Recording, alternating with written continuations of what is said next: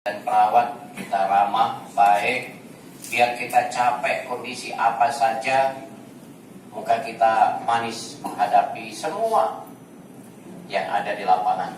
Ya, kalau capek, ya gantian dengan kawan. Ya, bukan yang ngangkat apa itu ya. Kita ingin yang udah dalam kemah, dalam tenda, artinya masyarakat biasa juga. Istirahat, jangan dipaksakan. Nanti kita sendiri yang nggak kuat di sana. Namun peralatan kita harus lengkap semua. Bawa peralatan. Tentunya kalau bisa, coba dibawain juga kalau angin bagi ini, kalau angin apa gitu ya. Mual ini tuh. Ya kita nggak tahu kondisi di lapangan. Tangan ada ya? Kalau tangan ada.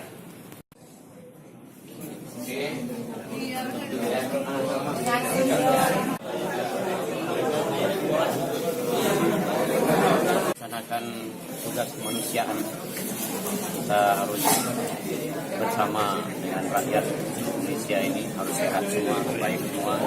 Nah, kita pergi Kota Balapan. Ini yang kedua kali, kemarin ke NTB, yang kedua kali kita memberi bantuan 650 juta dari pemerintah Kota Balapan, dari masyarakat juga banyak juga yang membantu. Mudah-mudahan meringankan beban daripada masyarakat di Malu, Sigi dan Donggala. Dan juga kita memberi bantuan 10 dokter, 20 perawat akan berangkat dalam waktu singkat ini.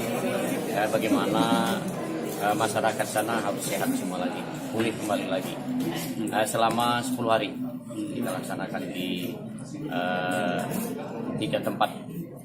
Pak, kalau untuk penempatannya sendiri, apakah kita pilih di tempat-tempat, kita fokuskan di tempat-tempat yang sulit terjangkau atau ditentukan dari sana? Ditentukan dari bencana Satgas bencana alam di sana.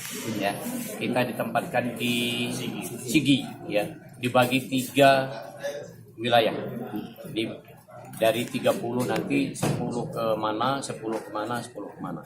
Jadi, selain tenaga medis, Pak, apakah ada dana bantuan? ya, dana bantuan 650 juta dari APBD Kota Balapan. Itu berupa uang tunai atau berupa barang itu nanti, Pak?